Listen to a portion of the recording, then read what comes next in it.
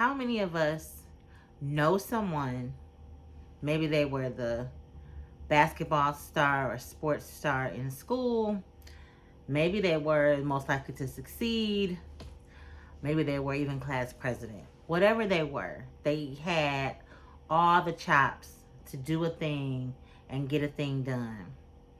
And they are now still talking about their glory days and how great it was, but you don't see any fruit from all that glory.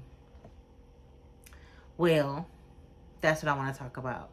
Knowledge without implementation. Knowing a thing and doing a thing are obviously two very different things. Knowing a thing and believing a thing is two very different things. And when I thought about this topic, it actually came to me for two reasons. One is because I have a friend who always laughs at me and jokes with me.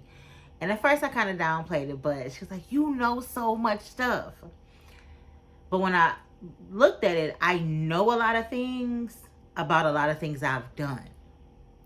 And I'm not bragging, that's just facts. But I know these things because I did these things, or I was a part of the team, or I wrote the thing, or I built the thing. And I thought about how many people know things and don't actually act on the things. And the second part is, there are some things in my life that have been a stressor. That if I applied what I know in those particular areas, they would no longer be a stressor for me. And that's something that I looked at in my implementation of going forward for 2025, is if I do not apply these things that I know, this thing will come up again the following year.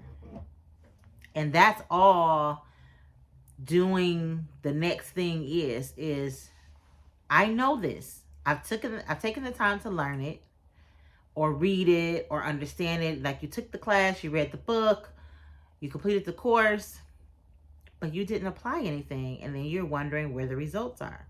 Well, there's no fruit because you didn't do the work. And we believe the work is getting the degree, taking the course, reading the book, and it's not. Even listen to the podcast. Of course, I want you to listen to my podcast and watch on YouTube. However, that is not implementation. That is acquiring of knowledge, which is a step in the process, but that is not the end of the process. Just because you know it, one, doesn't even make you good at it. And a lot of people think because they've acquired the knowledge, now, oh, I'm good, I'm sufficient, I can do this. And it's like, until you apply that actual knowledge and have real world experience in something, you have no idea how much you don't know until you do it. It's like going for a new job. You may have went to school. You might even have the trade. But until you apply that actual knowledge, it's nothing. And I just want to point out that every piece of knowledge that you've acquired is a seed to bear fruit. It's you being accountable for what God has put inside of you. Without action, the seed remains dormant, denying you and others of the harvest that God intended. So you looking for these outside sources, or maybe you blaming outside sources, because blame is so much easier than doing what you really need to do for you. Oh, it was my mom wasn't there. My dad wasn't there. My boss is holding me back. My coworkers getting on my nerves. And my kids got to get older. All the things. You got the knowledge. You know the thing. You're called to the thing. It's drawing you out. Do the work. Knowledge without action is missed potential. It's letting procrastination. And procrastination is like the branch of unworthiness. Like you're only procrastinating because you feel you're not worthy of the thing that's on the other side of doing the work. And if you do the work, you'll see, one, it wasn't a value system for it. You have the skills. You just have to believe that you are the person for the job. You know the thing, do the thing. You're accountable for what God put inside of you. God has uniquely equipped you for your calling. It's only yours. Nobody else can do it. You're designed for it. It's your time. You need to do it. Get to work. Choosing not to act is not just self-sabotage. It is failing to steward well. God already trusts you. The question is, do you trust yourself? You're the person for the job. Do you trust yourself? God has already said, I trust you because I called you to it. I've equipped you for it. I've given you the assignment. So his trust is already there. He trusts you. You trust him. But do you trust yourself? That is the question. And if you do not trust yourself, because you're a little shaky, you're not sure, you unsure, not that in God, but in the skill set that you currently have. Because why? You haven't applied it. It's just like riding a bike. You get on, you fall off a couple of times. But once you get it down, you riding through the breeze. Now you want to do no hands or one hand, or then you might even get to the, what is it, like dirt bike, trick bike level of doing stunts and all kind of things on the bike. But before you take that first attempt at riding, you don't know that. So if you can watch all the videos on stunt riding. You can read all the books. You can look at all the magazines. You can watch all the competitions. But until you actually do the thing, you don't even know if you can pedal one block. Because you've never actually applied what you already know to continue to gain knowledge. It's just paintbrush, pick it up. You don't know that there are different widths and sizes of bristles and certain brushes and the way you hold the brush and the angle of the brush, how far you dip in, how much to put on the brush for a particular stroke. Until you acquire the knowledge and apply it, you don't know. But you have to apply it. God has only entrusted it to you. So if you don't put it out in the world, your mark will not be left. So you have to apply what you learn. I have a stack of books in front of me, and I have this stack of books, which means technically I have the knowledge because the books are in my possession. They belong to me. I own them. These are my books. So I have, quote unquote, the knowledge. But if I never read them, what good does that do me? No good at all. But once I read them, and now I know what all these books hold, I know all the knowledge that the author wanted to share for me to be the next best version of myself after reading what they have shared. And that's great, because now I have it. But also remember, you're on the clock now. Once you know a thing, you're on the clock to use it as God intended it. You can't just keep hoarding. Like, I'm a sponge. I'm a seeker. I love details and research. My nickname is Miss Google. Well, from particular friends, employees, and coworkers, that was my nickname at my former job. Miss Google. I am going to research something down. And knowing those things are great. But the reason why people nicknamed me Miss Google is because I got results applying what I found. Once I researched it, I got the thing that we needed in the building so that we could complete the task that we were trying to complete. So it wouldn't have been great for me to just be like, oh yeah, I found it, but I never ordered it. I never acquired it. I never bought it. I never used those tactics or skills again. It's kind of irrelevant. But going back to these books, once I apply what's in these books, now I have executed, one, my belief in myself and God and what he put inside me, as well as the authors who shared it. And now I am out making impact and becoming a ripple in the work that they've done. And that's the same way you would be, because you know, faith without works is dead, according to James 2:26. And implementation is the bridge between belief and transformation. Because I know it, I believe it, and now I'm applying it, so it's transforming my life or the lives of those I'm setting out to impact. So what are you doing with your knowledge?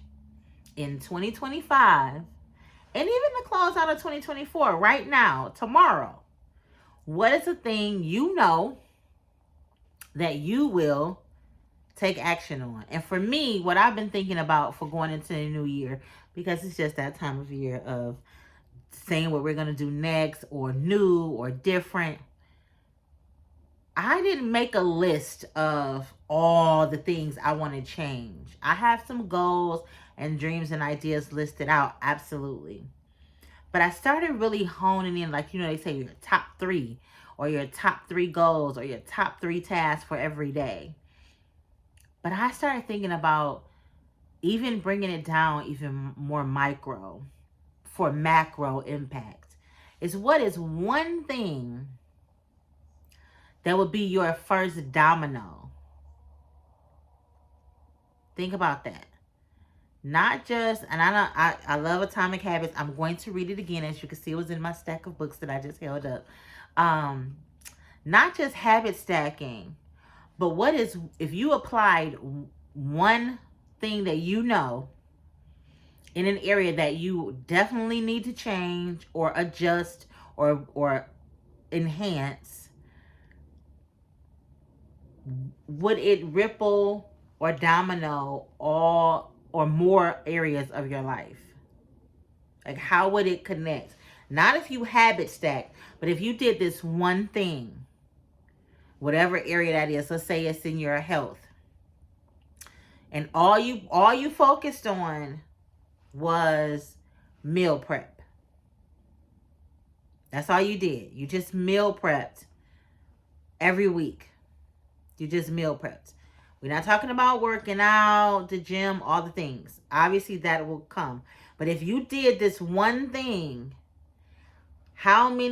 take a look at how many other areas would your life be impacted in if you picked one for the year and then said, okay, I'm only going to focus on this and be consistent in this. And then maybe click the log. I'm going to try it. And maybe I'll take you guys along with me. And now I've told you I got to be accountable to it. I'm going to pick something. I don't know if it's going to be in my health, my finances, education, what it'll be, because I'm a better beginner. But it'll be something. I'm going to pick one thing. And if you want to join me, leave it in the comments. Please let me know. Shoot me a DM on social media. But I'm going to pick one thing that I'm going to see how it would ripple in my life if I just saved every week or every month or every 2 weeks this particular amount of money. Nothing else. Not talking about how much debt I'm going to try to pay off. And I'm not going to give it a whole bunch of rules. I'm just going to pick this thing. I'm going to do one small thing in it and see. Because my mama used to say, a steady drip will wear a hole in a rock. And thinking about that and this thing, and now how I've been saying, I know some things that, of all the things I've still done and know, that my friends still tease me about. Like, you are the most life-schooled person that we know. But even in that, there's always room for improvement. And I believe that this would improve our lives drastically. Not taking a macro, I'm going to try to get all these resolutions or affirmations or things in alignment. But if we just picked one area, one thing that you believe would have a domino effect throughout your life for the next year, if you did it consistently, like, it has to be a priority. It can't be, it's not a big deal for me. I don't really care. Like, it's got to be something you really want to be intentional with. It's got to be a priority, and you got to be consistent. And I'm talking to me as much as I'm sharing it with you. gotta be consistent, it's gotta be intentional, and it's gotta be a priority. But one thing, it could be health, wealth, faith, education, or family. But pick one and say, I'm going to visit more. I'm going to call my mom every day. I'm going to call my sister or my brother every week. I'm going to check in on family friends Friday.